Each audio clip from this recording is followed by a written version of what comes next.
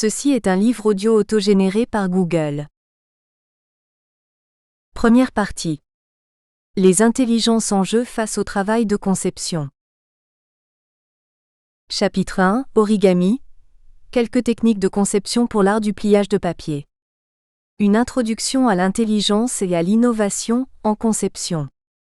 Michel Lucas, École centrale de Nantes, 1 rue de la Noé, 44 321, Nantes CEDEX, mi.lucas@wanadoo.fr. Introduction. L'art du pliage de papier, plus connu sous le vocable origami, inventé vers 1950 par L. Oppenheimer, est vraisemblablement originaire de Chine, pays où le papier fut inventé. Si depuis, la pratique de l'origami s'est perdue dans ce pays, il est apparu au Japon aux environs de 530 de notre ère. Utilisé alors dans un but religieux ou cérémonial, réservé aux seuls initiés, l'origami se popularise à partir du XVe siècle. Les figures traditionnelles, grue, grenouille, carpe, jonque, chapeau, se transmettent de génération à génération. Jidō Rokohan, prêtre bouddhiste qui vécut de 1761 à 1834, a publié en 1797 ce qui est réputé être le premier livre consacré à l'origami 261. Intitulé Hiden Senbazuru Orikata, plier 1 millier de grues, ce livre décrit 49 modèles de grues attachées entre elles par les ailes, le bec ou toute autre partie du corps. Un autre ouvrage, Kan no Mado, une fenêtre au milieu de l'hiver, publié en 1848, contient les instructions pour le pliage de 48 modèles traditionnels populaires. À la fin de l'époque Edo, 1868, la pratique de l'origami est introduite dans les jardins d'enfants, kindergarten japonais. Depuis, l'origami est resté très populaire au Japon, même si sa pratique tend à diminuer. Une des raisons probables à cette désaffection est que, jusqu'au début du XXe siècle, la création en origami semble stagner. Peu de développements se font jour, l'intérêt pour le pliage de papier tombe peu à peu. Après la Deuxième Guerre mondiale, plusieurs maîtres plieurs donnent un souffle nouveau à l'origami. Le japonais Ai Yoshizawa invente lui-même un grand nombre de pliages, voire un éléphant figure 1:3, et insiste sur la créativité 328. Il donne à l'origami une véritable dimension artistique. De nombreux auteurs japonais prennent le relais, parmi lesquels Ikawa Y. Momotani 205, Tefus 111, Honda, Kakasahara 145, J.M. Sakoda 273, Tetakama. L'Europe et l'Amérique du Nord et latine sont conquises par l'art du pliage et de grands auteurs se font jour liste non exhaustive. L. Oppenheimer, F. Temko, L. Montoya, Acerceda, Pan figure 1 M4, G. Rhodes, Chauve-souris figure 1 M5, Ernil, F. Rum, It's Magic, figure 1 N. Elias, M. Campbell, P. Crawford, signe figure 1-2, tous cités dans R. Arbin 131. La figure 1 donne des exemples de réalisation de ces maîtres. Figure 1, quelques pliages du temps du renouveau de l'origami, photo M. Lucas. Aujourd'hui on peut citer parmi les grands maîtres, P. Engel 92, R. J. Lang 163, J. Montrol 208, J. C. Nolan 223, Debril 45, J. Schaffer 283, M. Lafosse 158, J. Avoyer Iniesta 2, M. Adratos Neto 2, V. Palacios 231, E. Clemente 62, L. Albertino 6, Joisel, V. Floderer N. Terry 295, M. Kirschenbaum 154, P. Budai 49, Adjunta 118, I. Yoshino 327, F. Kawahata 149, Y. Momotani 205, J. Maekawa. Leurs publications sont attendues avec impatience. Maintenant, les techniques du pliage sont plus abordables et l'origami s'est répandu dans le monde entier avec une vitalité extraordinaire. 3 raisons majeures sont certainement à la base de ce renouveau. La création d'une notation normalisée, connue sous le nom de notation de Yoshizawa, Arbin et Randlet, voire 165, ou encore solfège du plieur, permettant de décrire le processus du pliage en établissant des diagrammes pour chaque étape. Cette notation graphique permet de s'affranchir de la barrière des langues. La figure 2 donne un exemple d'un tel diagramme, correspondant à un ensemble de plis appelé canevas de plis, Chris Pattern. Ce canevas est obtenu après avoir déplié complètement la base de l'oiseau. L'utilisation des programmes de dessin assistés par ordinateur, encouragement à produire des diagrammes de haute qualité. L'explosion des moyens de diffusion, livres, presse spécialisée, Internet, qui ont permis à tout un chacun de prendre connaissance des dernières créations des grands maîtres. Figure 2, un exemple de canevas de pli. De nouveaux procédés de pliage sont inventés, de nouveaux domaines abordés, des modèles d'un réalisme étonnant sont maintenant disponibles, des barrières techniques sont franchies et ceci presque tous les jours, ce qui a suscité un véritable engouement pour cet art. Les principes de base de l'origami sont pourtant simples. Utilisation d'une feuille de papier, généralement carrée. Combinaison de deux types de plis, le pli vallée fold, la feuille est pliée en deux en amenant vers soi les deux demi-feuilles, le pli montagne mountain fold, la feuille est pliée en deux en amenant vers l'arrière les deux demi-feuilles. C'est une succession de combinaisons de plis qui va conduire à la forme finale. L'usage d'instruments comme les ciseaux, la règle, le compas est généralement évité, ainsi que l'emploi de la colle. Certains pliages comportent plus de 600 étapes, qui se répartissent en plusieurs phases. Un ensemble de plis de préparation, qui permettront plus tard d'obtenir plus facilement telle ou telle partie du modèle. Une phase de pliage plus ou moins longue, conduisant à ce que l'on appelle souvent la base du pliage. Les bases sont assez simples, portent un nom, de l'oiseau, de la grenouille, et servent de point de départ à plusieurs variantes. Une suite d'étapes qui comprennent plusieurs plis à chaque fois, avec d'éventuelles répétitions de certains passages. C'est la phase de pliage proprement dite, qui voit le modèle prendre forme peu à peu. La finition, qui consiste à donner vie au modèle en arrangeant certains plis, en lissant certaines parties, en donnant du volume à d'autres, etc. On parle aussi de modelage, modeling. Dans la suite de cet article, nous allons nous intéresser aux acteurs de l'origami puis aux méthodes de conception de nouveaux pliages. Le monde de l'origami. Les grands domaines de l'origami. Différents critères de classification peuvent être introduits. Nous nous intéressons dans un premier temps à une analyse, non exhaustive, des grands domaines de création en origami, voir Monsieur Lafosse 158 pour une présentation de pliage remarquable. On distingue généralement l'origami abstrait, pavage multicouche, tessellation. Potentiellement, à partir d'une feuille, on cherche à obtenir des motifs répétitifs en créant parfois plusieurs couches de papier, voir P. Boudaille 49. Œuvre d'art, sculpture. L'origami mathématique. Division, angulaire, trisection de zones en 3, 5, etc., construction de polygones, voir Kakasahara 146. Polyèdre, voir Debril 45, Kakasahara 145. Démonstration de théorème, voir J. Justin 144. L'origami utilitaire. Décoration, de Noël par exemple. Boîte de présentation de cadeaux, voir Tfus 111. Enveloppe, sachet, support photo, invitation, marque-place de table, pliage de serviette.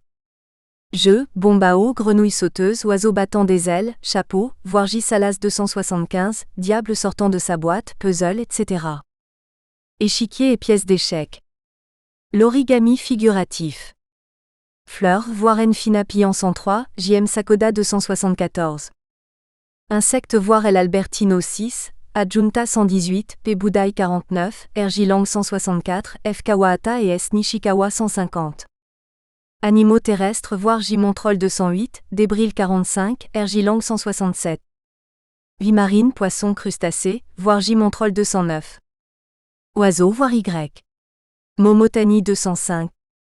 Personnages, masques, voir à Yoshizawa 328, Debril 45, J. Schaffer 283, Monsieur Kirschenbaum 154.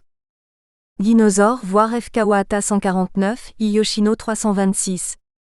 Mythologie fantastique, voir J. Avoyer Iniesta 2, J. Montrol. Objets, auto, moto, bateau, avion et autres véhicules, voir I. Yoshino 327. Figure 3 origami du thème vie marine, photo Monsieur Lucas. Par la suite, nous nous limiterons à l'origami figuratif, car c'est certainement le domaine qui vit le plus à l'heure actuelle. Les acteurs de l'origami. Nous distinguons 3 catégories de personnes. Les curieux, que nous rapprocherons des amateurs de musique qui aiment écouter celle-ci, pratiquent éventuellement un instrument mais sans l'objectif d'en acquérir la maîtrise. Les plieurs confirmés, que nous rapprocherons des musiciens qui pratiquent un instrument avec la volonté de le maîtriser afin de pouvoir exécuter des œuvres de plus en plus difficiles. Ils lisent les partitions, interprètent la musique, mais ne la composent pas forcément.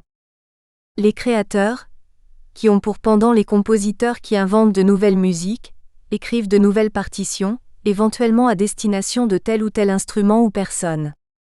Nous allons essayer de caractériser ces trois populations, afin de cerner leurs attentes quant à l'art de plier le papier.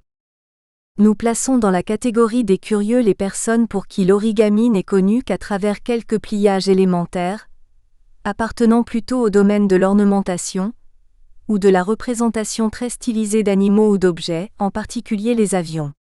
Ce sont très souvent des pliages traditionnels, simples d'exécution.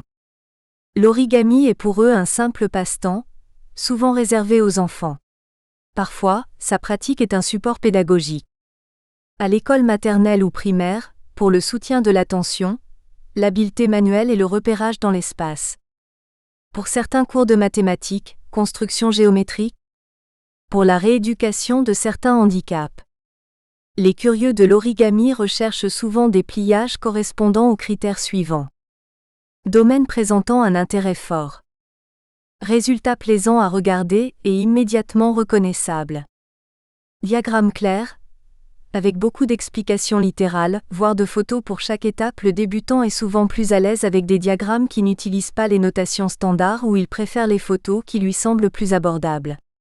Ceci est d'autant plus remarquable que ceci va à l'encontre d'un processus normal d'initiation. En effet, le fait de se cantonner à ce type de diagramme freine la progression du plieur débutant. Utilisation de techniques de pli simple. Simplicité de la séquence de pliage. Pas plus de 20 étapes, vision tactique à 1 ou 2 pas seulement. Utilisation économique du papier. La difficulté de confection d'un origami est mesurée en général, sur une échelle, relativement subjective, à 4 degrés. Facile, intermédiaire, complexe, très complexe. Les critères de mesure sont le nombre de plis, les techniques utilisées, pli simple, pli renversé, enfoncement ouvert ou fermé, étirement, le type et la surface nécessaire de papier. Le rapport entre dimension initiale du papier et taille finale du pliage. On notera que la difficulté n'est pas liée à la durée du pliage. Il existe des pliages demandant beaucoup de temps, très répétitifs et sans difficulté majeure. D'autres, au contraire, demandent peu de temps, entre 15 et 20 minutes, mais demandent beaucoup de technicité. De nombreux ouvrages existent à ce stade, plutôt à destination des enfants. Ils sont généralement peu variés et n'incitent pas à découvrir le monde du bel origami.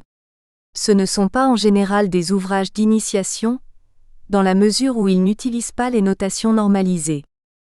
La population des plieurs confirmés est composée de personnes plus ou moins fanatiques du pliage, qui recherchent à travers sa pratique aussi bien un délassement que la possibilité de réaliser des œuvres étonnantes à partir des modèles fournis par les maîtres.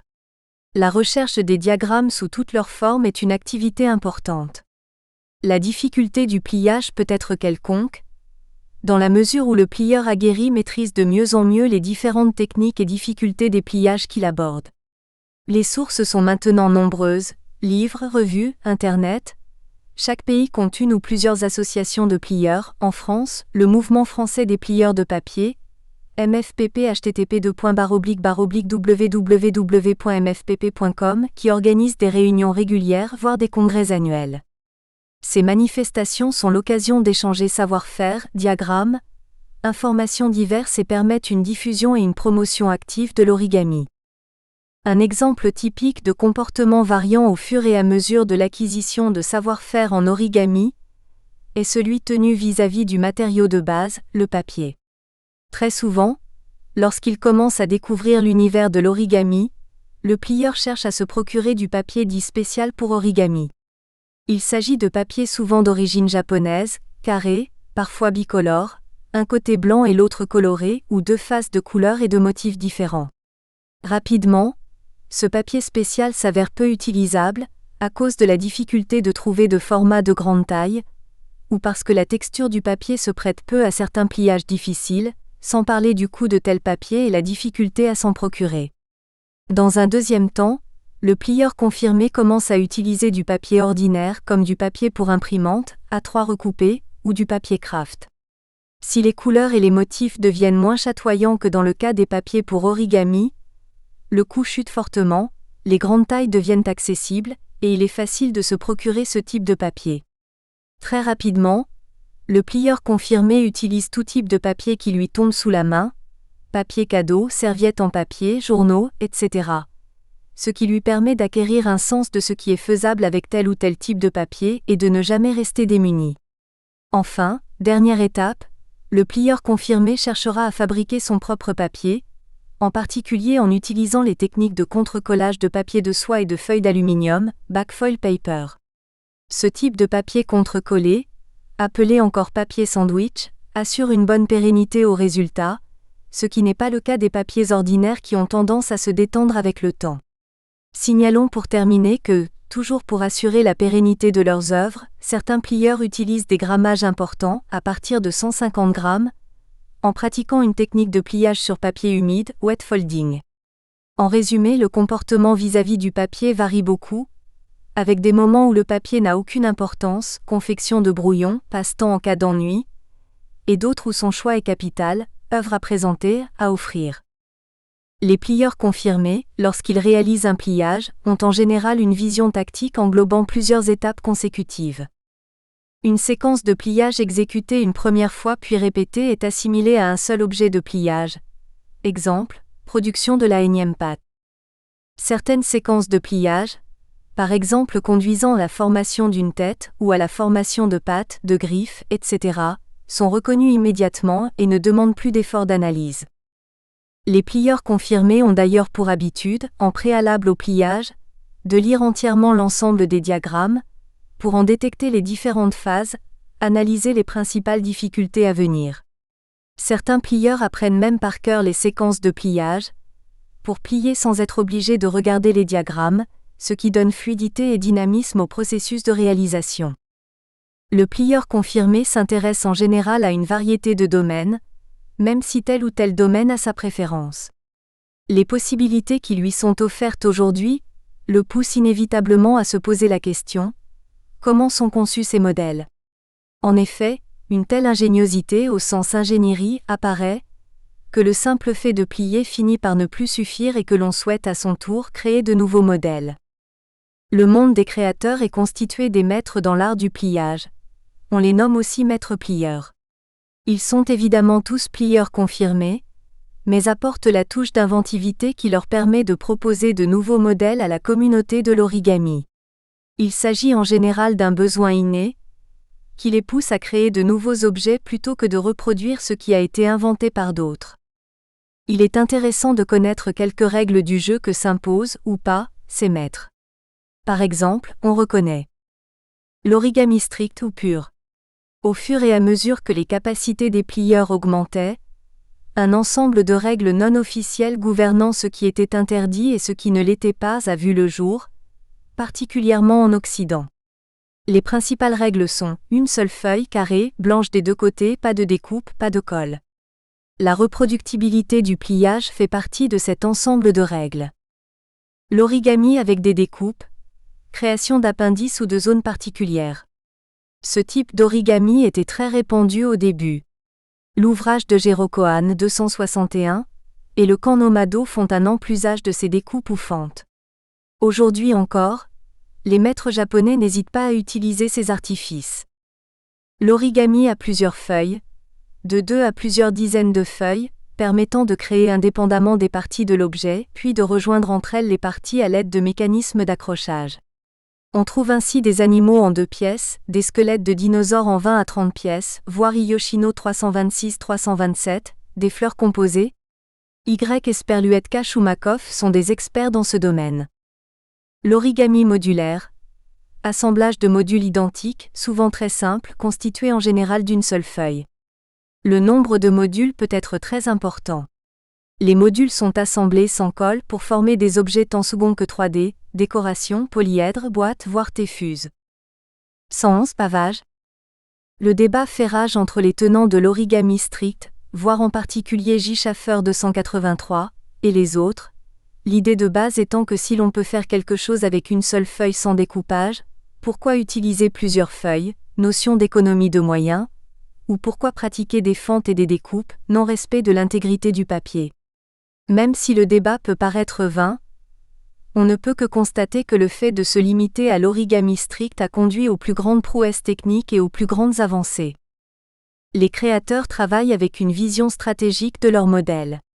Ils ne raisonnent pas en termes de succession de plis, vision tactique, mais en termes de mise en place des éléments caractéristiques, appendices, corps, parois, etc., en essayant de produire des zones de papier plus ou moins libres permettant par la suite de réaliser chaque élément.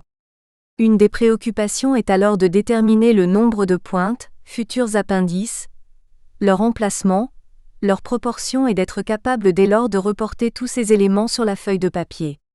Le travail principal est alors de créer la base, description de la disposition des futurs éléments de la composition. Le reste n'est que succession de plis. Enfin, une autre caractéristique de chaque créateur est son style. Citons 3 éléments de stylistique. Le degré de réalisme.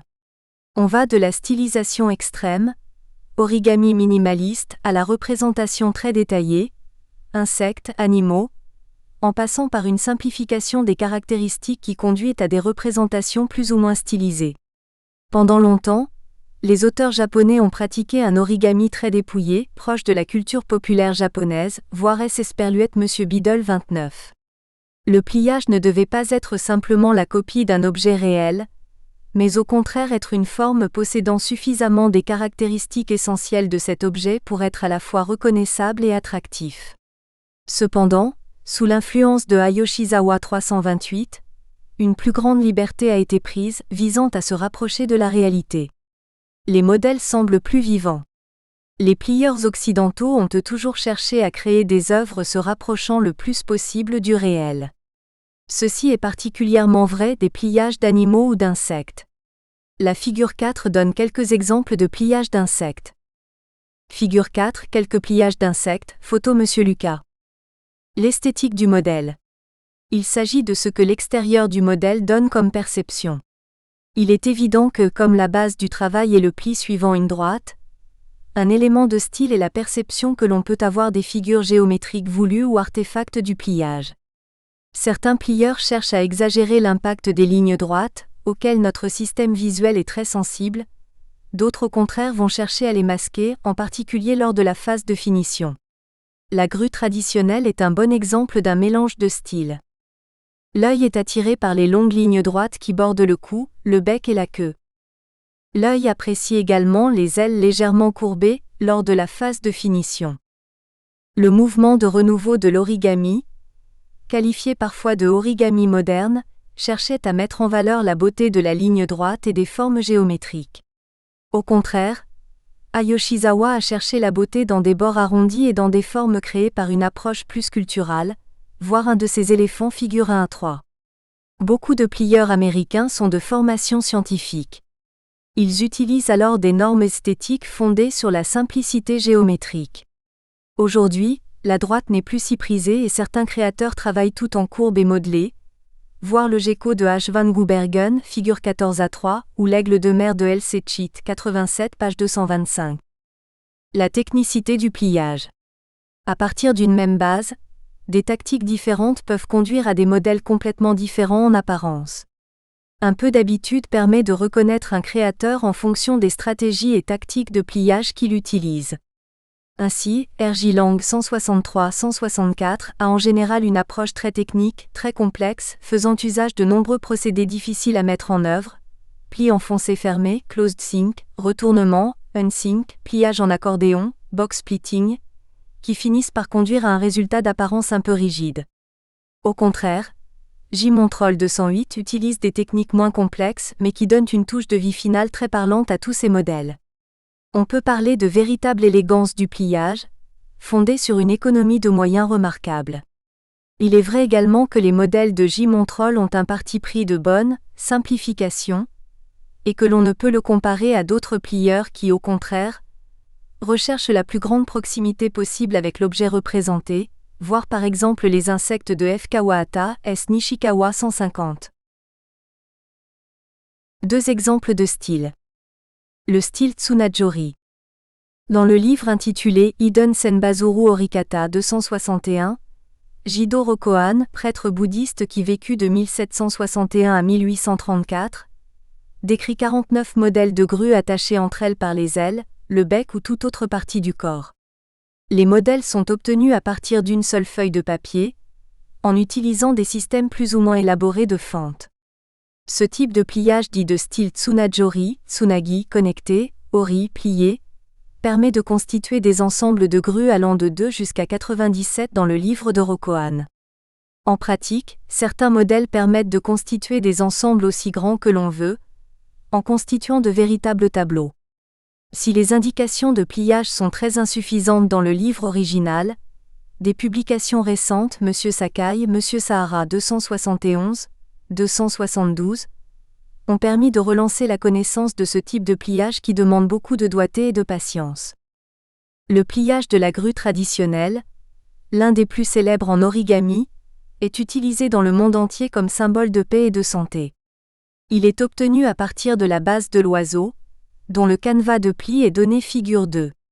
La figure 5 donne quelques exemples de variations sur le thème du pliage de la grue. Figure 5, quelques variations sur le thème de la grue, photo M. Lucas. De nombreux temples japonais sont décorés d'ensembles de grues superposées, construits en enfilant des grues traditionnelles, figure 5 à 1, les unes sur les autres et en suspendant le résultat. Le travail de Jidō Rokohan a consisté à imaginer des procédés permettant d'obtenir des ensembles de grues attachées les unes aux autres par un système de découpe dans une seule feuille de papier. Les principes de base du style tsunajori sont les suivants. Utilisation d'une seule feuille de papier, carrée ou rectangulaire, dont on ne supprime aucune partie. Utilisation d'un système de découpe pour produire des ensembles de carrés, de 2 à 100, un carré pouvant conduire à une grue traditionnelle. Utilisation de différents systèmes de fentes permettant de connecter les grues par les extrémités, ailes, bec et queue ou par le corps. Plusieurs méthodes de pliage peuvent être reconnues. Création des carrés par simple utilisation de différents types de fentes. Fente libérant presque entièrement un côté, ce qui permet de connecter les oiseaux par les ailes, la tête ou la queue. Fente sur une partie d'un côté, par exemple la moitié, conduisant à connecter les oiseaux par une partie du corps. Utilisation éventuelle de collage de carrés les uns sur les autres, pour former des chaînes de grues. Création des carrés par repliement de zones de papier. Repliement suivant des directions parallèles aux bords. Repliement suivant des directions parallèles aux diagonales, pour modifier les emplacements des connexions. Les difficultés essentielles du pliage de tous ces modèles tiennent en 2 points. Les épaisseurs de papier à plier pour former un oiseau. Certains modèles conduisent à plier jusqu'à une dizaine d'épaisseurs de papier. Il devient alors très difficile d'obtenir des plis très nets, et surtout, il faut exercer une force importante pour faire céder le papier, en particulier lors de la formation de la tête et de la queue. On est alors conduit à utiliser du papier très mince. La fragilité des connexions, formées en général d'une seule épaisseur de papier, très mince, sur une très petite portion. Elles ne résistent pas aux efforts nécessités par le point précédent. C'est ainsi que les modèles les plus complexes à réaliser ne contiennent pas forcément le plus grand nombre de grues. Certains pliages ne comportant que 3 à 5 grues sont très délicats et demandent patience et doigté. Plusieurs modèles sont très spectaculaires, mais de difficultés non comparables. Citons Tsurifune, le bateau de pêche, 271 page 37 et figure 6 à 1, qui comporte au final 18 grues dont 7 sont doublées. Cariobin, le phénix, 272 page 35, qui ne comporte que 5 grues superposées. La figure 6 donne quelques exemples de réalisations dans le style tsunajori. Figure 6, quelques réalisations dans le style tsunajori, photo M. Lucas. Les ensembles de grues connectés par les extrémités sont obtenus à l'aide du procédé le plus simple, proposé par Jidō Rokohan. On découpe, dans une seule feuille carrée ou rectangulaire, des carrés délimités par des fentes occupant presque la totalité des bords. De manière à ce que l'ensemble des carrés reste connexe, on introduit des points de connexion, c'est-à-dire des sommets qui ne sont pas entièrement libérés, fentes s'arrêtant un peu avant le sommet lui-même. La figure 7 montre un système de fentes pour connecter 4 grues par une seule extrémité, le bec en l'occurrence, les autres étant libres, Sazanami, 271 page 14 et figure 6 à 4. Figure 7 fente pour obtenir 4 grues connectées par le bec. Il est facile de voir sur ce simple exemple que de nombreuses variations sont possibles. Connecter les grues par plus d'une extrémité. Ainsi, le modèle Seikaya, la vague bleue de l'océan, 271 page 36 et figure 6 à 3, comporte 9 grues reliées entre elles par 3 ou 4 extrémités. Choisir l'orientation du corps de l'oiseau sur l'une ou l'autre diagonale du carré. Choisir le positionnement de la tête de l'oiseau d'un côté ou de l'autre de la diagonale. Nous laissons le lecteur calculer combien de possibilités existent pour un simple carré de départ. Par ailleurs, chaque zone déterminée sur la feuille de départ peut à son tour être considérée comme une feuille susceptible de contenir un ensemble de grues connectées, de taille plus petite. On peut ainsi former de véritables tableaux dont un exemple est donné figure 6 à 2, ou encore figure 5 à 4. La figure 8 est une photo du pliage appelé Yakutsuru, les 100 grues, 272 page 26, qui comporte 96 grues connectées par leurs extrémités, l'ensemble étant rattaché en 4 points de connexion au corps de la grue centrale. Figure 8 un pliage du type Yakutsuru, photo Monsieur Lucas. Les carrés obtenus par repliement de papier conduisent à des modèles plus complexes et plus astucieux. Un des modèles les plus intéressants en termes de technique est le modèle Cariobin. Il donne au final 5 grues superposées, connectées les unes aux autres par de petits points d'attache situés sur le corps des oiseaux. La figure 9 montre un exemple de résultat limité à 4 grues. Figure 9 un pliage du type Cariobin, photo Monsieur Lucas. Le problème est d'obtenir 5 carrés de taille croissante, chacun permettant de plier une grue. La base de départ est constituée d'une feuille carrée divisée en un carré central, la grue du sommet, et 4 couronnes concentriques centrées sur le centre de la feuille de départ, voire figure 10. 2 couronnes adjacentes sont rattachées entre elles par 4 points de connexion situés au milieu de chaque côté commun. Figure 10 les 5 couronnes correspondant aux 5 grues finales. Pour construire les 5 carrés, on effectue une série de fentes qui ménagent des points de connexion au milieu de chaque côté de couronne, et une série de plis qui ressemblent au pliage de la base du moulin à vent, voire figure 11. Figure 11 transformation d'une couronne en moulin à vent. On fait ainsi apparaître un carré central qui donnera une grue, une fois repliées les ailes du moulin. Ces différents repliements conduisent par endroits, suivant les proportions existant entre les différents étages, à des carrés qui dès le départ, peuvent avoir jusqu'à 10 épaisseurs de papier par endroit.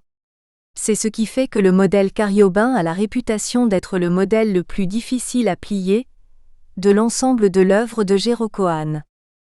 L'analyse du livre de Jero Kohan fait reconnaître un véritable travail d'ingénierie de la production de carrés à partir de procédés différents, découpe et repliement. Les limites de ce travail sont déjà tracées par le simple fait que le seul centre d'intérêt est la grue. Bien entendu, en théorie tout pliage s'appuyant sur la base de l'oiseau peut remplacer la grue. Ce type de remplacement n'a pas été exploré.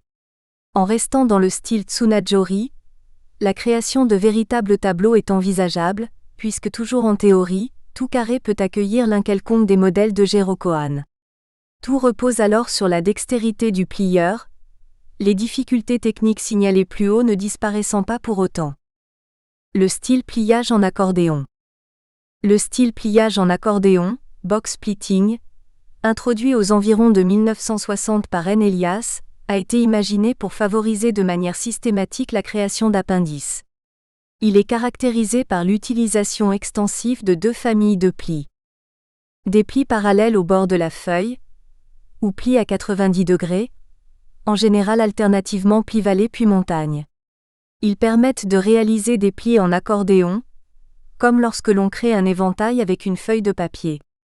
Des plis parallèles aux 2 diagonales, ou plis à 45 degrés, qui vont permettre, par pincement, de transformer la feuille en une série d'appendices plus ou moins longs et larges en fonction de l'écartement entre les plis parallèles. La figure 12 donne un exemple de canevas de plis de type pliage en accordéon. Figure 12, un exemple de pli préparatoire de type pliage en accordéon. Si l'utilisation de ce type de pli est caractéristique d'un certain nombre de créations de modèles de boîtes cubiques avec un couvercle, d'où le nom du style, les concepteurs ont créé une grande variété de sujets, en particulier des êtres animés. La figure 13 donne un exemple de résultat obtenu à partir du canevas de pli de la figure 12. Figure 13, un résultat de pliage du canevas de pli de la figure 12, photo Monsieur Lucas. En combinant ce principe avec des techniques d'étirement, ou en l'appliquant à une partie de la feuille de départ plutôt qu'à toute la feuille, on obtient un procédé systématique pour créer des appendices permettant de représenter pattes ou antennes, entre autres. Les plis pouvant être étirés aussi bien à partir du milieu que des extrémités, il est possible d'obtenir des appendices de longueur et de structure variables. Le style pliage en accordéon a inspiré de nombreux créateurs. On peut citer le diable qui sort de sa boîte de Monsieur Hulme, figure 14A2. La boîte d'allumettes de Débril 45, avec les allumettes dedans qui s'ouvrent et se ferment. Le Drakkar 163, page 117 et le coucou suisse de R.J. Lang 163, page 145 ou 166. Le pavage d'un plan par des motifs géométriques, voire P-Boudaille 49, page 40. Le pavage de la feuille pour simuler des peaux, voire dinosaure 149, figure 14A4. Oursin à 145.86, page 176 et figure 14A1. Des insectes. Papillon de Lang 164, page 40, mouche dans 87, page 247 et 252. Mille pattes de P. Engel 92, page 134 et figure 14A5. Le gecko et la mouche sur un mur, de H. van Goubergen, figure 14A3. Figure 14, quelques exemples de réalisation du style pliage en accordéon. Photo Monsieur Lucas. Le style pliage en accordéon a ses limites. C'est une technique assez rébarbative, puisqu'elle implique un très grand nombre de plis préparatoires, et donc des gestes très répétitifs. Le pliage de l'oursin à 145 pointes demande 6h30 dont plus de la moitié consiste à préparer les plis. Il est très difficile d'ajuster les proportions des appendices, tant en ce qui concerne leur longueur que leur largeur. Lorsque l'on doit produire des groupes d'appendices, par exemple les pattes d'insectes, la tâche devient quasi insurmontable. L'esthétique des pliages peut laisser à désirer, dans la mesure où les plis préparatoires engendrent un grand nombre de traces de plis qui restent visibles une fois le modèle terminé. On peut limiter ce problème en traitant les plis surnuméraires avec beaucoup de soin.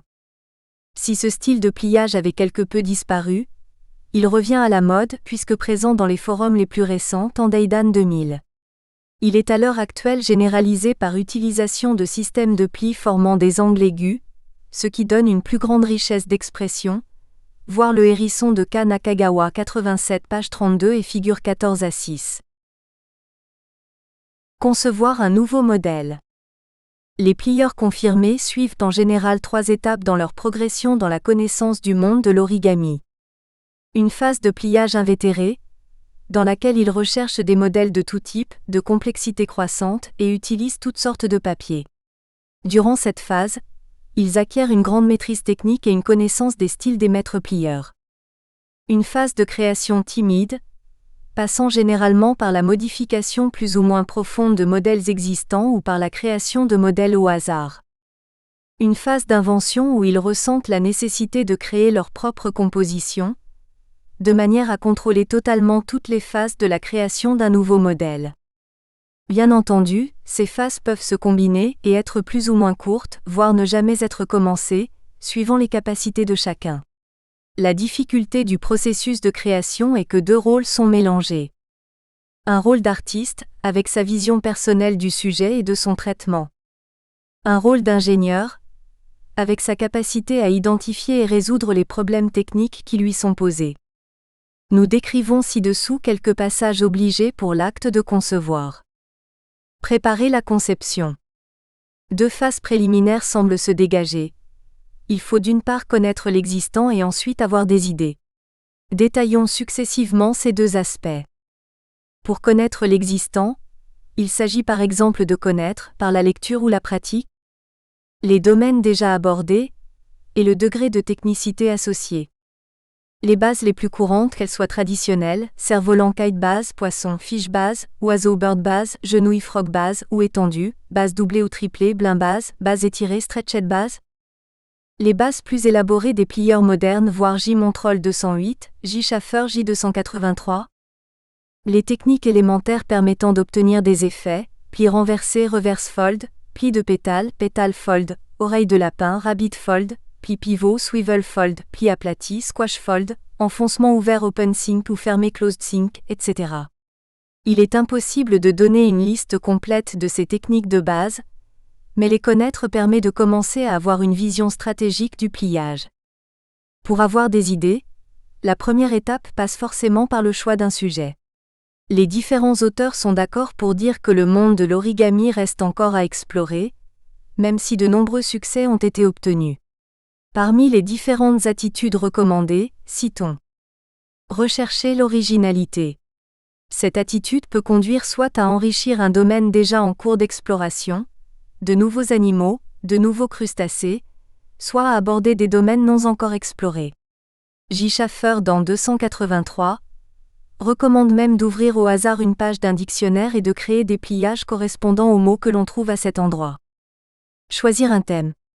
Certains maîtres proposent des livres à thème, les animaux d'Afrique 6, les musiciens de l'orchestre 154, les dinosaures 149-326, les fleurs 103-118-274 avec une contribution sur la pratique de l'ikebana en origami, les chapeaux de tout type 275, etc. Y. Momotani est un grand spécialiste de cette approche, comme dans 205, consacré aux oiseaux. Cette stratégie donne un fil directeur à l'ensemble des créations. Améliorer le réalisme. Aujourd'hui, c'est la démarche typique dans le domaine des insectes. On est passé de quelques plis avec d'éventuelles découpes, à des insectes dotés de pattes et antennes puis aujourd'hui, à des scarabées qui en plus sont dotés d'ailes déployées et d'élytres entrouvertes, voire 150-164. Le domaine de la botanique, au contraire, est au stade du semblant. Les fleurs et plantes proposées aux plieurs ont une ressemblance assez vague avec les véritables sujets. La majorité sont réalisées à l'aide de plusieurs feuilles, voire de découpes. Un grand travail pourrait être fait dans ce domaine. Citons encore un travail à faire sur les textures, caractéristiques de certains animaux ou objets. Commencer à concevoir. Il s'agit de l'aspect stratégique de l'acte de concevoir. On peut distinguer différentes méthodes, qui sont parfois utilisées en parallèle. Détaillons quelques-unes d'entre elles. Plier au hasard. C'est probablement la première approche pour le plieur qui est gagnée par la passion de la création. Une succession de plis plus ou moins géométriques est effectuée, suivant l'inspiration du moment. À chaque pas, après éventuellement quelques répétitions pour assurer telle ou telle symétrie, le plieur se demande ce qu'il a obtenu ou ce qu'il pourrait obtenir. Cette démarche, d'une grande simplicité au départ puisqu'elle ne demande aucune réflexion, cache cependant quelques écueils. Aucun contrôle ne peut être exercé, puisque l'on ne sait pas où l'on va. Les chances de trouver quelque chose d'original et reconnaissable sont très faibles. En effet, le point de départ est très souvent l'emploi des bases traditionnelles. Or, celles-ci ont été intensivement explorées et une approche simpliste a peu de chances d'aboutir à une découverte. Même si l'on a trouvé quelque chose que l'on souhaite reproduire, c'est souvent très difficile. En effet, la relative urgence du pliage dans le cas du cheminement au hasard s'accommode mal de la nécessaire discipline qui sera évoquée lorsque l'on parlera des techniques permettant de reproduire, et donc de transmettre une découverte. C'est pourquoi dans la plupart des cas, les tentatives de création au hasard ne laissent aucune trace et sont vite abandonnées. Modifier un modèle existant. Cette méthode peut se révéler assez efficace au début. Partant d'une base existante ou d'une étape quelconque d'un pliage, on modifie la séquence de manière à produire un nouveau modèle. Au départ, cette tactique correspond souvent à une simple amélioration du processus de pliage. Cependant, une fois ce processus maîtrisé, ayant déterminé les points qu'il peut modifier et comment, le plieur peut passer à de véritables créations. Cette démarche pose inévitablement le problème d'un éventuel plagiat. Créer accidentellement. Il peut arriver que, alors que l'on cherche à créer un certain modèle, un objet inattendu surgisse des plis que l'on est en train de faire, voir J.C. Nolan 223 pour des exemples. Ce hasard heureux diffère de la création au hasard par le fait qu'il intervient au cours d'une phase de conception raisonnée. Il est relativement naturel lorsque des processus intenses de conception de pliage sont mis en œuvre. Créer spontanément. Certains modèles semblent arriver tout naturellement entre les mains du créateur d'origami. Une solution complète semble sauter aux yeux. Pour les auteurs citant ces heureux événements, le moment de réalisation a été précédé par une période de préparation intense. Travailler avec quelques techniques bien choisies donne une certaine familiarité et peut déclencher un phénomène de création spontanée. Par ailleurs, il semble bien que de laisser notre cerveau travailler inconsciemment à résoudre tel ou tel problème conduise à ces créations spontanées. Créer méthodiquement. Tous les auteurs sont d'accord pour dire que la seule façon d'arriver à créer de bons modèles passe par une approche systématique de la création de la base particulière associée à l'objet à créer. Une base est constituée d'un ensemble de lignes disposées sur l'ensemble de la feuille de papier. Ces lignes permettent de déterminer les emplacements relatifs des différents éléments de l'objet, corps, appendice, texture, et leurs dimensions respectives. On peut considérer qu'il s'agit d'une véritable approche topologique de la création d'un modèle. 2 points sont à la base de cette méthode. On considère que tous les modèles d'origami sont composés d'un tableau de pointes, extrémités des futurs appendices, ou de points remarquables de l'objet. Il n'existe qu'un nombre infiniment limité de manières de produire des pointes à partir d'une feuille de papier si l'on se restreint aux lignes produites par construction de pliage sans aide d'une règle et d'un compas. Pour produire ces ensembles de lignes, le créateur peut s'appuyer sur les groupes de symétrie inhérents à la forme initiale de la feuille, voir sur ce sujet P. Engel 92. Une autre manière d'utiliser cette méthode systématique est de décider, sans se préoccuper de la géométrie, quelles pointes devraient être sur les bords du papier pour obtenir la plus grande efficacité pour le nombre et la longueur des appendices nécessaires, et alors de replier le papier en une base de telle sorte que toutes les pointes sont affinées et définies, cachant le papier en excédent dans des plis. Un inconvénient de cette approche est que s'il y a beaucoup de plis de taille aléatoire, la surface du modèle peut paraître désordonnée et irrégulière. Dans l'ouvrage Origami Design Secret 166, R.J. Lang propose une approche mathématique et rigoureuse fondée à la fois sur l'étude de propriétés géométriques, contraintes pour qu'un pliage soit réalisable, optimisation de l'utilisation du papier, abstraction topologique réduisant le modèle à son squelette, tri, et la connaissance profonde de procédés de pliage. Grossièrement, le concepteur part de la silhouette du sujet sous forme d'un squelette des différents éléments, puis par combinaison de cercles et de demi-cercles, circle packing, une disposition possible des pointes est recherchée. Un canevas de plis est obtenu, qui permet, théoriquement, de construire le pliage final. En général, le premier canevas de plis est complété par l'intégration de plis supplémentaires qui ont pour objectif par exemple, de permettre la multiplication des pointes, splitting, en divisant un sommet, un côté ou en milieu de la feuille de papier. D'autres techniques permettent d'incorporer des bandes de papier, grafting, pour créer des effets spéciaux sont également inventoriés. Par exemple, la figure 15 représente un pliage de carpe japonaise, koi, pliage relativement simple, demandant environ 30 minutes pour le réaliser. Figure 15 un pliage de carpe japonaise. Pour rendre plus réaliste ce pliage, le concepteur a voulu incorporer une texture rappelant les écailles du poisson, comme celle de la figure 16. Figure 16 texture en écailles de poisson, photo Monsieur Lucas. Cette texture est obtenue à partir d'un pliage de type accordéon, nécessitant des repliements particuliers. À partir d'une dimension donnée de la feuille de papier, on obtient une espèce de peau relativement souple, de taille inférieure. Pour incorporer cette zone écailleuse au pliage primitif de la figure 15, R.J. Lang indique comment modifier le canevas de pli initial pour intégrer la zone en écaille tout en conservant les zones sans écaille. Un nouveau canevas de pli est alors obtenu, qui permet de se ramener au canevas du pliage initial, une fois terminé tout le pliage des écailles, 900 dans le modèle proposé dans le livre. Un exemple de résultat est donné figure 17. Il faut maintenant plusieurs heures de pliage pour obtenir ce magnifique poisson. Figure 17 un pliage de carpe japonaise avec une texture en écaille, koi. Cette méthodologie a conduit R.J. Lang à développer le logiciel TreeMaker, qui permet d'obtenir un canevas de pli à partir du dessin du squelette et la donnée de quelques contraintes d'emplacement. Un canevas est ensuite calculé automatiquement, par génération de triangles et bisectrices compatibles. Cette proposition peut être retouchée par le concepteur, jusqu'à arriver à une version finale.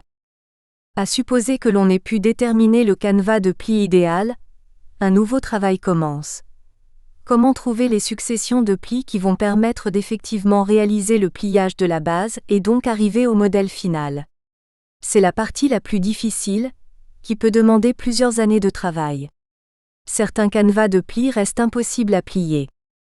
Le chemin de la création n'est pas unique. Il dépend en particulier des aptitudes et des goûts de chacun. Il peut donc arriver qu'à certains moments on privilégie une approche, et une deuxième à d'autres. L'essentiel est en fait de persévérer. Travailler. Une fois le sujet et la méthode de travail choisis, l'aspect tactique de la conception entre en jeu. Plusieurs attitudes sont ici encore recommandées. Fixer un objectif. La fixation d'un objectif permet de se concentrer sur une tâche, ou plusieurs successives, à réaliser. Ce peut être choisir l'objet final, déterminer le nombre et l'emplacement des pointes, résoudre un problème technique, etc. Analyser le sujet. Il s'agit de prendre connaissance du sujet, de manière à déterminer comment il sera approché par le modèle en origami. Il est souvent suggéré de chercher quelles sont les lignes directrices qui le constituent, puis de découvrir quelle forme à base de ligne droite peut permettre d'approcher l'objet réel. Faire travailler son imagination. Il s'agit de voir au-delà de l'ensemble de lignes droites, de pointes, de formes géométriques artefacts, quelle forme notre système visuel acceptera de reconnaître. Quelques plis permettent de suggérer visuellement telle ou telle caractéristique d'un animal, d'un insecte, d'une fleur. Cette capacité à voir une forme en faisant abstraction de détails, comme l'enchevêtrement de plis préparatoires, est certainement un moteur de la création. Décomposer le travail. C'est certainement une des tactiques les plus recommandées par les maîtres plieurs, le plus ardent défenseur étant Kasahara 145, qui vise l'origami à plusieurs feuilles. 3 objectifs sont en général recherchés par cette démarche. Reconnaître les différentes parties de l'objet, de manière à imaginer une sorte de charpente sur laquelle viendront se greffer les différents appendices ou éléments caractéristiques du modèle final. Préparer l'éventuelle réutilisation de séquences de pliage éprouvées. Faciliter le travail de résolution de problèmes techniques, en serrant les difficultés. On peut ainsi imaginer qu'il s'agit d'études préalables à la création de l'œuvre elle-même. Cette approche convient particulièrement aux plieurs qui acceptent l'utilisation de plusieurs feuilles de papier. Pour les tenants de l'origami strict, le traitement de chaque élément séparé se fait en gardant à l'esprit l'ensemble de la feuille. Ainsi, les plis conduisant à l'ébauche sur une feuille sont conçus comme devant interagir le moins possible avec les surfaces adjacentes de la réalisation finale. Enrichir le répertoire des techniques. La recherche de solutions à des problèmes techniques permet de faire évoluer le champ de l'origami. Par exemple, l'introduction de techniques de torsion dépliage, twist-fold, dont on trouve une application dans Monsieur Sakoda 274 pour le pliage d'une rose a ouvert la voie à des séries de modèles intégrant ces mouvements en spirale qui sont parfois très caractéristiques de tel ou tel objet. Sur ce principe, on a vu fleurir des roses de plus en plus jolies jusqu'à la simple et néanmoins complexe rose de Kawasaki. La création de bases sophistiquées appartient également à cette catégorie. J. Schaffer dans 283 propose une base permettant à partir d'une seule feuille de papier, de disposer de 4 volets indépendants qui autorisent dès lors la production de modèles complexes sans découpage. Parmi ces productions, 4 mains surgissant de la feuille de papier, 4 grues connectées par les ailes, figure 6 à 3, ou encore 4 mains en train de plier une grue, figure 6 à 4. D'une manière générale, J. Schaffer 283 propose d'utiliser une technique d'isolement de zone, qui consiste à n'utiliser qu'une partie de la feuille pour réaliser un pliage, par exemple un surfeur, conservant le reste pour l'environnement, par exemple une immense vague menaçant d'engloutir le surfeur si le petit requin présent dans un coin ne l'a pas dévoré avant. J.C. Nolan dans 223 utilise une technique analogue pour représenter un poisson clown caché dans une anémone de mer. Il nous faut également citer les techniques de froissement, pincement, torsion de papier, inventées par V. Floderer pour créer des champignons, des arbres ou des coraux, voir le site du CRIMP http://crimp.free.fr. La figure 17 donne un exemple des nouvelles possibilités offertes par ces techniques. Figure 17, exemple de résultats obtenus par froissement. Photo Monsieur Lucas. Dépasser les limites. Une des clés de l'innovation est sans doute de ne pas hésiter à affronter la difficulté, plutôt que de se cantonner à résoudre des problèmes faciles ou simplifiés. En ce sens, les règles de base de l'origami strict ont conduit les maîtres plieurs à vaincre de grandes difficultés qui, sans aucun doute, ont permis de faire progresser l'origami. Cependant, certains plieurs ont cherché à franchir les interdits non pour simplifier la vie, mais pour offrir de nouvelles perspectives. On trouve dans Kakasahara 147 plusieurs exemples d'utilisation innovante de feuilles circulaires, polygonales, voire en ruban. J.M. Sakoda dans 273 avait déjà utilisé le concept de base décentrée, offset base, permettant d'obtenir, dans le cas de la base de l'oiseau, des pointes de longueur différentes sur les diagonales du carré. Pour cela, il déplaçait le sommet de la base sur une des diagonales au lieu de le laisser sur le centre du carré. Les travaux de J. Justin 144 ont montré qu'il était possible de plier les bases de l'oiseau et de la grenouille à partir de losanges, trapèzes ou quadrilatères quelconques, à condition de respecter une condition très simple sur les longueurs des côtés. On parle alors de base parfaite, perfect base. J.M. Sakoda, quelques années plus tard, a utilisé ses travaux dans 274 et a produit des fleurs dont les pétales n'étaient pas tous de la même longueur, d'où la possibilité de plier des fleurs qui jusqu'ici n'étaient pas facilement représentables. La généralisation du procédé à des bases doublées, blind-base, offre un point de départ pour de nouvelles recherches sur des sujets n'étant pas symétriques par rapport à leur point central. Ne pas se laisser distraire. Il est très difficile de consacrer son attention pleine et entière pendant une longue période. De multiples détails peuvent conduire le créateur à la dispersion, par exemple. L'envie soudaine de changer de sujet, soit parce qu'un nouveau modèle vient d'apparaître dans les plis déjà réalisés, soit parce que la motivation a changé, soit déjà inclure les détails de finition, alors que le modèle est loin d'être achevé. L'exemple typique est le choix du papier, couleur, motif, texture, etc. Il est fortement conseillé d'utiliser d'abord un papier banal, que l'on n'hésite pas à jeter, froisser, déchirer, jusqu'à ce que la décision de clore le processus de conception soit prise. Terminer et diffuser. Décider de la fin du processus de création d'un modèle est certainement une des décisions les plus difficiles à prendre. La tentation est grande, en particulier chez le créateur débutant, de toujours vouloir reprendre son modèle, de l'améliorer en permanence sur tel ou tel détail sur telle séquence de pliage. À un moment donné, il faut se résoudre à montrer le nouveau modèle, à diffuser la séquence de pliage. Il est temps de figer la finition, taille, choix de papier, couleur, etc. Bien que la diffusion ne soit pas pratiquée par tous les maîtres, elle vise à atteindre au moins deux objectifs. Atteindre à la reconnaissance et la notoriété internationale, ce qui peut être une motivation à créer de nouveaux modèles.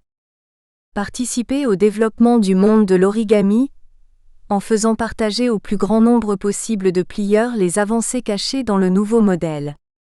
L'expérience montre que préparer la diffusion peut être aussi exigeant, fastidieux et difficile que le processus de création lui-même. On distingue généralement 3 étapes.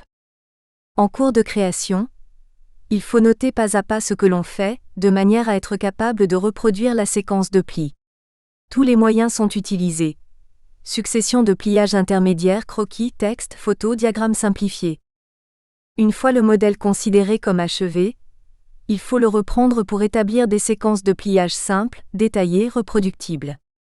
Enfin, il faut établir les diagrammes, étape fastidieuse s'il en est, même si les moyens modernes de dessin assisté par ordinateur facilitent la tâche.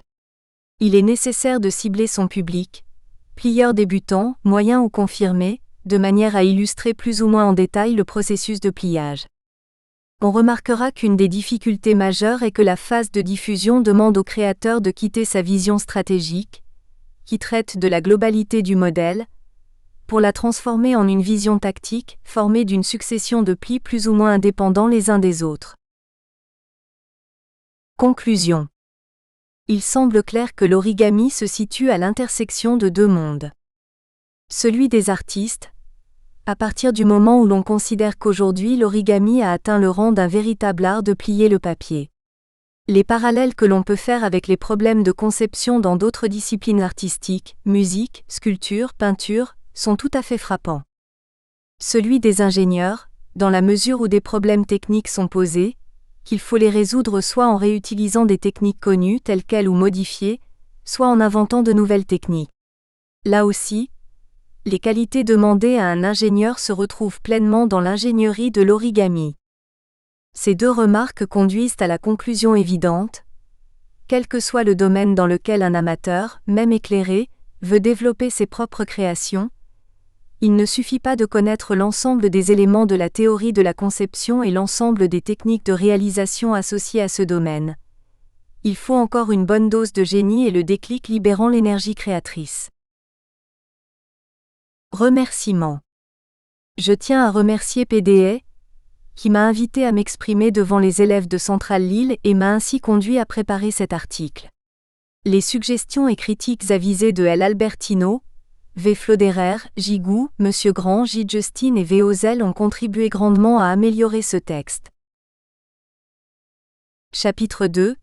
Les chemins de l'intelligence à l'œuvre du travail de conception.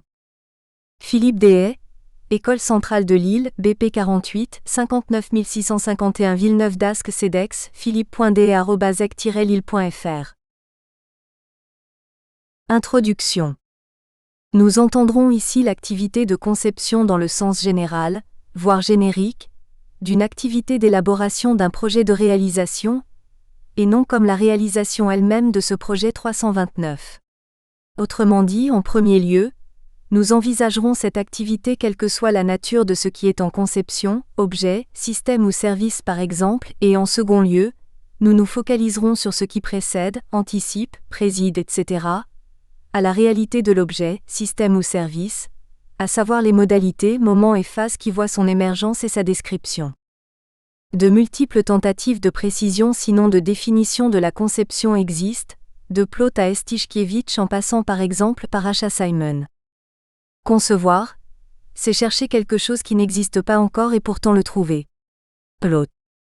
Concevoir, c'est imaginer quelques dispositions visant à passer d'une situation existante à une situation préférée, 290. Concevoir, c'est donner un ensemble de propositions permettant de décrire un produit, forme, dimension, moyen d'obtention, et répondant globalement à un cahier des charges, Tischkiewicz, IN 198. Ces premières ébauches de définition nous permettent d'emblée de considérer que l'activité de conception peut se caractériser par les 7 contingences suivantes, au moins, énoncées ici sans ordre hiérarchique ni priorité accordée à l'une ou l'autre. Chercher quelque chose, ce qui implique une activité de l'esprit humain, un travail de l'intelligence de la part de un ou de plusieurs acteurs S.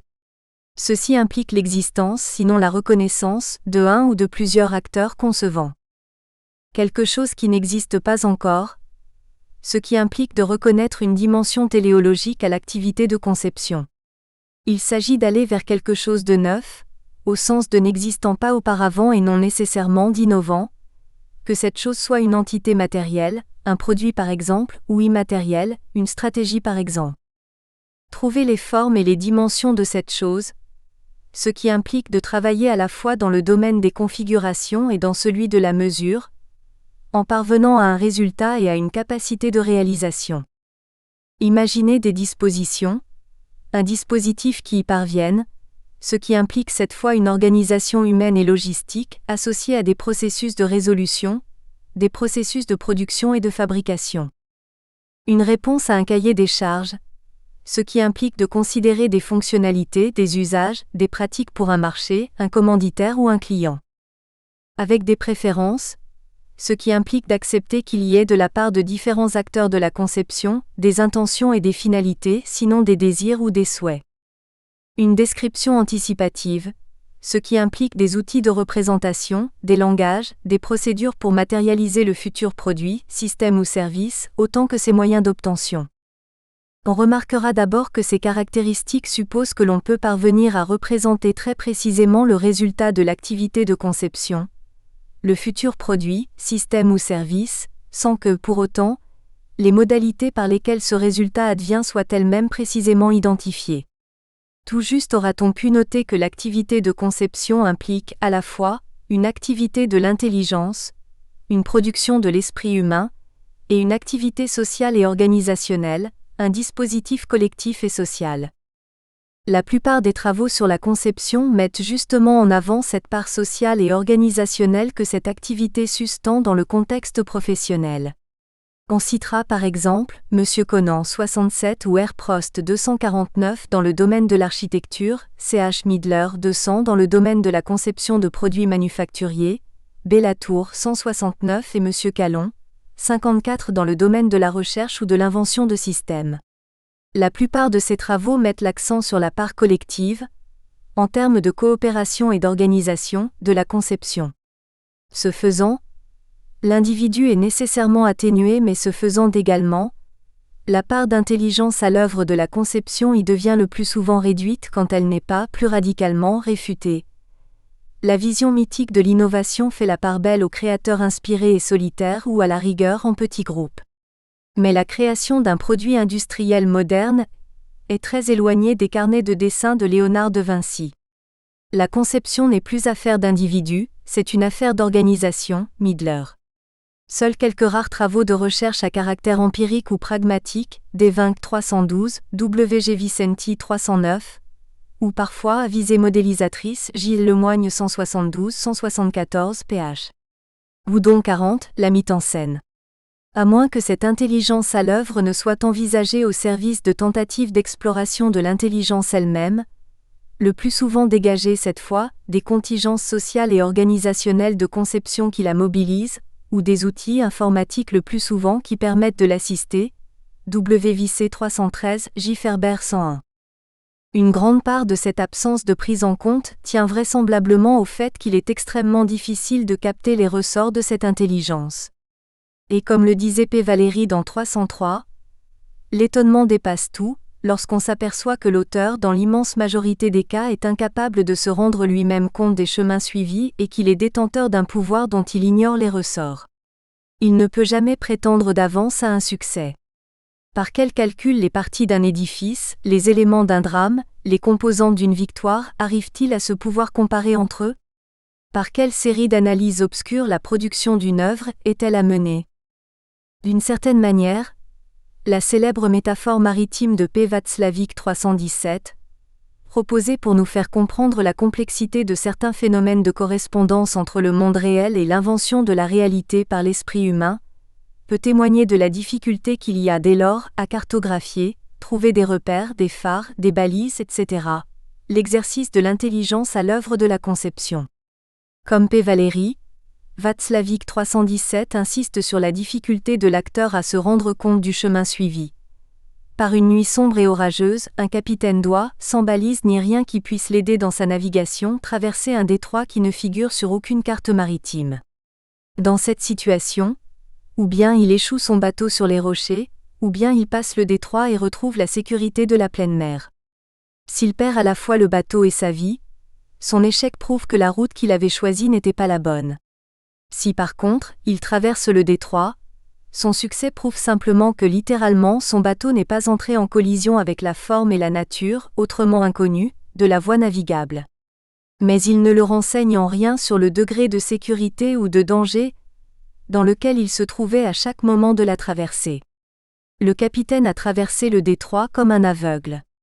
La route choisie a convenu à la topographie inconnue, ce qui ne signifie pas qu'elle lui a correspondu. Certes, dans le domaine de la conception, il existe de nombreuses cartes et outils, le plus souvent méthodologiques, permettant de concevoir. Mais ces cartes et outils ne permettent pas réellement de comprendre les ressorts de l'esprit humain aux prises avec eux. Nous espérons que vous avez apprécié cet aperçu. Pour continuer à écouter ce livre audio sur Google Play Livres, utilisez le lien dans la description de la vidéo.